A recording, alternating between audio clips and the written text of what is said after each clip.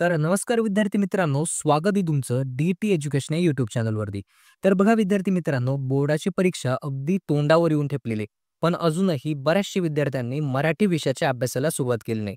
तर बघा आपण आजच्या व्हिडिओमध्ये मराठी विषयाचा अभ्यास बोर्डाच्या परीक्षेसाठी कशा पद्धतीने करायचा, अगदी स्टेप वाईज आपण समजून घेणार आहे. त्यामुळे व्हिडिओ काळजीपूर्वक व शेवटपर्यंत नक्की बघा. जर तुम्ही आपल्या ह्या चॅनलवरती नवीन असाल तर चॅनललाही नक्की सबस्क्राईब करा.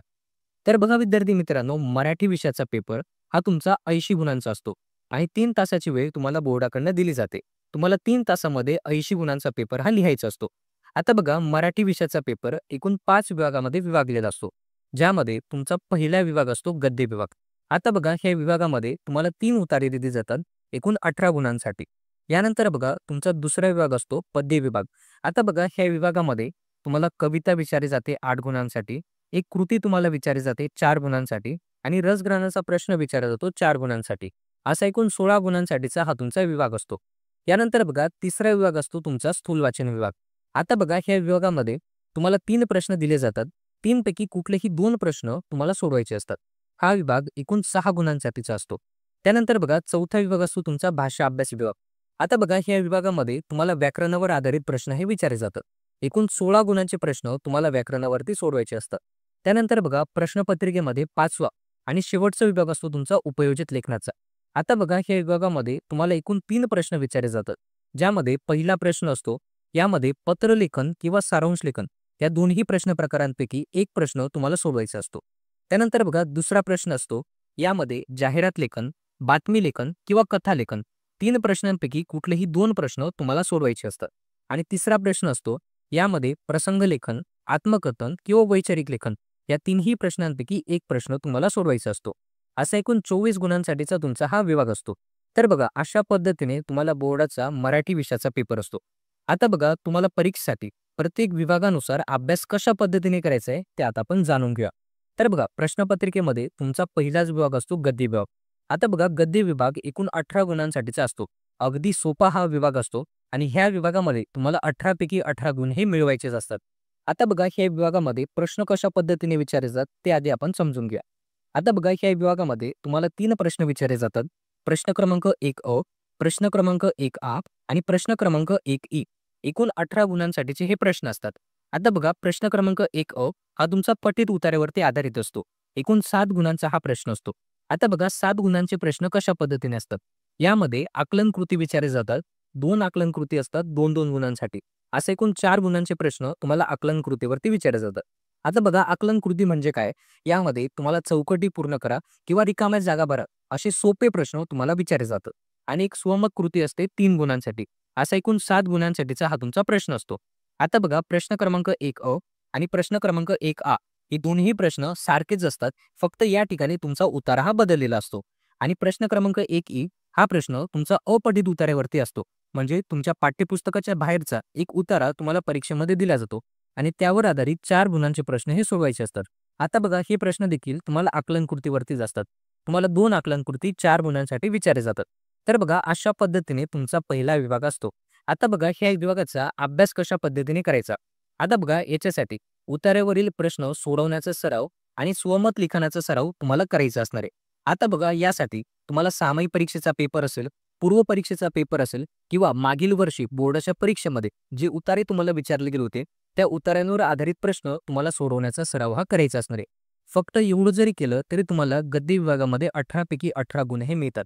तर बघा अशा पद्धतीने तुम्हाला पहिल्या विभागाचा अभ्यास करायचा असणार आहे. यासाठी फक्त तुम्हाला जास्तीत जास्त उतार्याखालील प्रश्न सोडवण्याचा सराव हा करायचा असणार आहे. यानंतर बघा प्रश्नपत्रिकेमध्ये तुमचा दुसरा विभाग असतो पद्य विभाग. आता बघा हा विभाग एकूण 16 गुणांसाठीचा असतो. यामध्ये देखील तुम्हाला 3 प्रश्न विचारले जातात. प्रश्न क्रमांक 2 प्रश्न क्रमांक 2 आणि प्रश्न क्रमांक 2 असे 3 प्रश्न तुम्हाला विचारले जातात. आता बघा पहिला प्रश्न असतो प्रश्न क्रमांक 2 आता बघा ह्या प्रश्न प्रकारामध्ये तुम्हाला कविता दिली जाते आणि त्याखाली तुम्हाला 8 गुणांचे प्रश्न हे सोडवायचे असतात. आता बघा हे 8 गुणांच्या प्रश्नांचे विभाजन कशा पद्धतीने असतं. यामध्ये तुम्हाला 2-2 गुणांसाठी 2 आकलन कृती अशा एकूण 4 गुणांचे तुम्हाला आकलन कृतीवरती प्रश्न हे विचारले जातात. त्यानंतर तिसरा प्रश्न असतो तुम्हाला सरळ अर्थावरती 2 गुणांसाठीचा हा प्रश्न असतो. त्यानंतर तिसरा प्रश्न असतो काव्य सौंदर्यावरती एकूण 2 गुणांसाठीचा हा प्रश्न असतो. अशा पद्धतीने तुम्हाला 8 गुणांचे प्रश्न तुम्हाला कवितेवरती विचारले जातात. त्यानंतर बघा पद्य विभागामध्ये तुमचा दुसरा प्रश्न असतो प्रश्न क्रमांक 2 यामध्ये कृती सोडवा अशी सूचना तुम्हाला दिली जाते आणि 4 गुणांसाठीचा हा तुमचा प्रश्न असतो. आता बघा ह्या कृतीमध्ये कोणते प्रश्न तुम्हाला विचारले जातात? तर बघा ह्या कृतीमध्ये तुम्हाला 2 कवितेचं नाव दिलं जातं. 2 पैकी कुठल्याही एका कवितेवर आधारित तुम्हाला खालील प्रश्न किंवा कृती ही सोडवायची असते. आता बघा ह्या कृतीमध्ये प्रश्न कशा पद्धतीने असतात? सगळ्यात आधी तुम्हाला त्या कवितेचं कवी कोण आहेत किंवा कवयित्री कोण आहेत हे तुम्हाला 1 गुणासाठी लिहायचं असतं. त्यानंतर कवितेचा विषय तुम्हाला 1 गुणासाठी लिहायचा असतो. त्यानंतर कविता आवडण्याचं किंवा न आवडण्याचं कारण तुम्हाला 2 गुणांसाठी लिहायचं असतं. असा एकूण 4 गुणांसाठीचा हा तुमचा प्रश्न असतो. तर बघा अगदी सोपा प्रश्न असतो आणि ह्या ठिकाणी तुम्हाला 4 पैकी 4 गुण हे मिळतात. त्यानंतर बघा प्रश्न क्रमांक 2 मध्ये तुम्हाला रसग्रहणावरती प्रश्न हा विचारला जातो. हा प्रश्न एकूण 4 गुणांसाठीचा असतो. तर बघा अशा पद्धतीने तुम्हाला पद्य विभागामध्ये एकूण 16 गुणांसाठीचे प्रश्न हे विचारले जातात. आता बघा पद्य विभागाचा अभ्यास परीक्षेसाठी कशा पद्धतीने करायचा? सगळ्यात पहिली स्टेप सर्व कवितांचं वाचन आणि नीट समजून घ्यायचे असणार आहेत.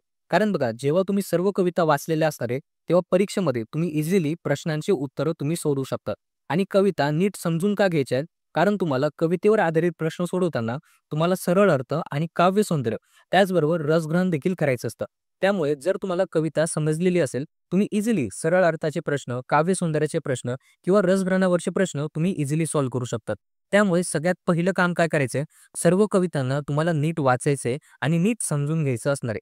त्यानंतर बघा दुसरं काम काय करायचंय? कवितेवर आधारित आकलन कृतींचा तुम्हाला सराव करायचा आहे. तर बघा तुमच्या पाठ्यपुस्तकामध्ये जेवढ्या पण कविता आहेत, प्रत्येक कवितेखालील स्वाध्यायामध्ये जेवढे पण आकलन कृतीवरचे प्रश्न आहेत, ते सर्व प्रश्न तुम्हाला अभ्यासायचे आहेत किंवा सराव करायचा असणार आहे. त्यानंतर बघा तिसरं काम काय करायचंय? सर्व कवितेचे कवी किंवा कवयित्री तुम्हाला लक्षात ठेवायचे आहेत. कारण बघा ही जी कृती आहे, ह्या कृतीमध्ये कवितेचे कवी तुम्हाला लिहायचे असतात. त्यासाठी बघा सर्व कवितेचे कवी आणि कवयित्री तुम्हाला पाठ करून ठेवायचे. त्यानंतर बघा चौथं काम काय करायचंय? कविता आवडण्याचं किंवा न आवडण्याचं कारण हे देखील तुम्हाला पाठ करून ठेवायचंय. कारण बघा या ठिकाणी तुम्हाला 2 गुणांसाठी ही कारण लिहायचं असतं. कुठलीही कविता आली तरी तुम्हाला सारखंच कारण लिहायचं असणार आहे. त्यामुळे हे देखील तुम्हाला पाठ करून ठेवायचं असणार आहे. त्यानंतर बघा रसग्रहणासाठी पुस्तकातील स्वाध्यायातील जेवढे पण रसग्रहणाचे प्रश्न आहेत ते सर्व प्रश्न तुम्हाला सोडवायचे असणार आहे किंवा त्यांचा सराव तुम्हाला करायचा असणार आहे. तर बघा अशा पद्धतीने तुम्हाला पद्य विभागाचा अभ्यास करायचा असणार आहे. जर तुम्ही एवढी कामं केली तर तुम्हाला पद्य विभागामध्ये 16 पैकी 16 गुण इझिली मिळतात. त्यानंतर बघा प्रश्नपत्रिकेमध्ये तिसरा विभाग असतो स्थूल वाचनाचा. तर बघा एकूण 6 गुणांचे प्रश्न तुम्हाला स्थूल वाचनावरती विचारले जातात. तर बघा या ठिकाणी देखील तुम्हाला 6 पैकी 6 गुण इझिली मिळतात.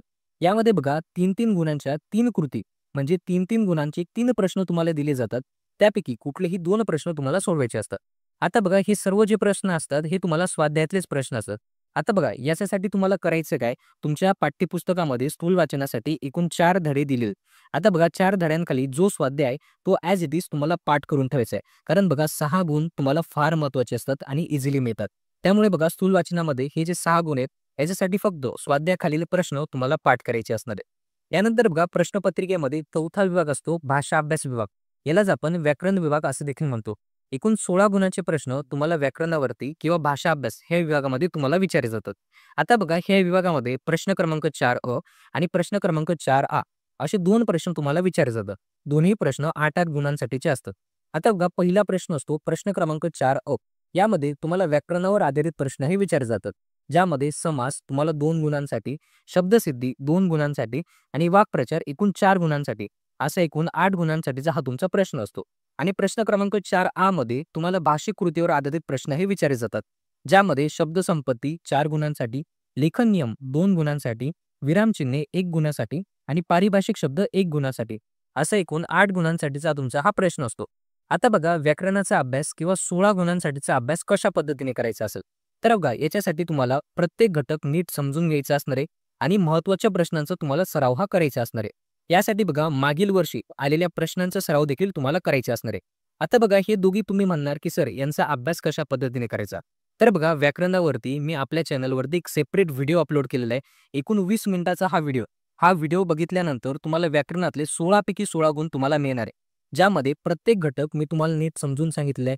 त्यामध्ये महत्त्वाचे प्रश्न कोणते जे तुम्हाला 2026 बोर्डाच्या परीक्षेमध्ये विचारले जाणार आहे ते देखील त्या व्हिडिओमध्ये मी कव्हर केलेले आहे. त्याचबरोबर बघा मागील वर्षी म्हणजेच मागील 5 वर्षांचे बोर्डाच्या परीक्षेमध्ये आलेले प्रश्न देखील मी त्या व्हिडिओमध्ये तुम्हाला सॉल्व्ह करून दिलेले. त्यामुळे बघा व्याकरण विभागाचा अभ्यास करण्यासाठी फक्त तुम्हाला हा व्हिडिओ बघायचा आहे. हा व्हिडिओ बघितल्यानंतर तुम्हाला व्याकरण विभागातले 16 पैकी 16 गुण हे तुम्हाला मिळणार आहे. त्यानंतर बघा प्रश्नपत्रिकेमध्ये 5वा आणि शेवटचा विभाग असतो तुमचा उपयोजित लेखनाचा. एकूण 24 गुणांचे प्रश्न तुम्हाला उपयोजित लेखनामध्ये विचारले जातात. आता बघा ह्या विभागामध्ये देखील तुम्हाला 3 प्रश्न असतात. प्रश्न क्रमांक 5 प्रश्न क्रमांक 5 आणि प्रश्न क्रमांक 5 आता बघा प्रश्न क्रमांक 5 मध्ये तुम्हाला पत्रलेखन किंवा सारांश लेखन यापैकी एक कृती ही सोडवायची असते. ही कृती एकूण 6 गुणांसाठीची असते. त्यानंतर बघा प्रश्न क्रमांक 5 मध्ये जाहिरात लेखन, बातमी लेखन आणि कथा लेखन या 3 प्रश्नांपैकी कुठलेही 2 प्रश्न तुम्हाला सोडवायचे असतात. त्यानंतर बघा प्रश्न क्रमांक 5 मध्ये प्रसंग लेखन, आत्मकथन आणि वैचारिक लेखन या 3 कृतींपैकी कुठलीही एक कृती तुम्हाला 8 गुणांसाठी सोडवायची असते. तर बघा अशा पद्धतीने तुम्हाला उपयोजित लेखनामध्ये 24 गुणांसाठीचे प्रश्न हे सोडवायचे असतात. आता बघा ह्या प्रश्न प्रकारामध्ये तुम्हाला कुठले प्रश्न परीक्षेमध्ये अटेम्प्ट करायचे असणार आहे. आता बघा प्रश्न क्रमांक 5 मध्ये तुम्हाला पत्रलेखन सोडवायचं असणार आहे. कारण बघा पत्रलेखनाला फिक्स फॉर्मॅट असतो आणि त्या फॉर्मॅटनुसार तुम्हाला मार्किंग ही दिली जाते. त्यामुळे बघा पत्रलेखन कमीत कमी वेळेमध्ये लिहिले जातं आणि इझिली तुम्हाला पत्रलेखनामध्ये 6 पैकी 6 गुण हे मिळतात.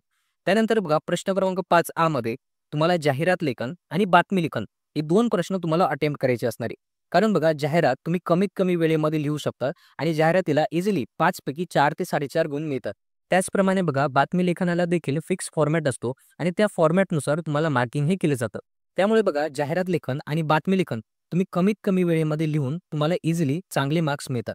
पण बघा तेच जर तुम्ही कथा लेखन हा प्रश्न जर तुम्ही अटेम्प्ट करायला गेला तर तुम्हाला इझिली मार्क्स मिळत नाही. कारण बघा कथेला जर योग्य बोध असेल, योग्य तात्पर्य असेल त्याचनुसार तुम्हाला कथेला गुणदान हे केलं जातं. त्यामुळे बघा प्रश्न क्रमांक 5 मध्ये तुम्हाला जाहिरात लेखन किंवा बातमी लेखन हे 2 प्रश्न तुम्हाला सोडवायचे असणार आहे. त्यानंतर बघा प्रश्न क्रमांक 5 मध्ये प्रसंग लेखन, आत्मकथन आणि वैचारिक लेखन या तिन्ही कृतींपैकी एक कृती तुम्हाला सोडवायची असते. यामध्ये बघा तुम्हाला वैचारिक लेखन हा प्रश्न तुम्हाला अटेम्प्ट करायचा असणार आहे. कारण बघा वैचारिक लेखनामध्ये सेम प्रश्न मागच्या 5 वर्षांपासून बोर्डाच्या परीक्षेमध्ये तुम्हाला विचारले जातात.